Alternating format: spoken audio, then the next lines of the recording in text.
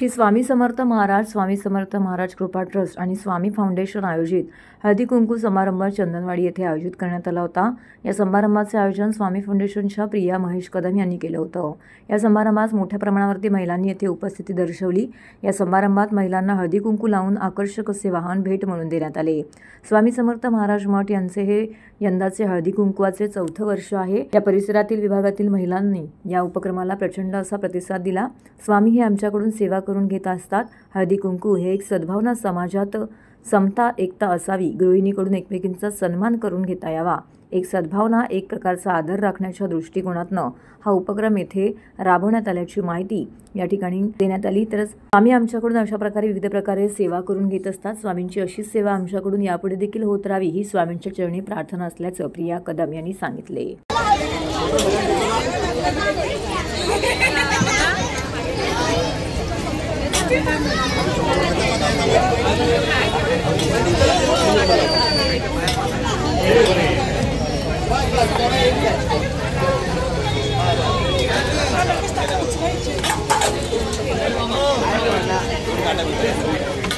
आपलं यंदाचं श्री स्वामी समर्थ महाराज कृपा ट्रस्ट या मठाचं 4थं हळदी कुंकू आहे आणि त्याला खरंच आपल्या या पूर्ण विभागाकडून प्रचंड प्रतिसाद मिळाला। त्याबद्दल मी सर्वांचे एकतर मनापासून आभार पण मानते आणि स्वामींनी आपल्याकडून ती एक सेवा करून घेतली।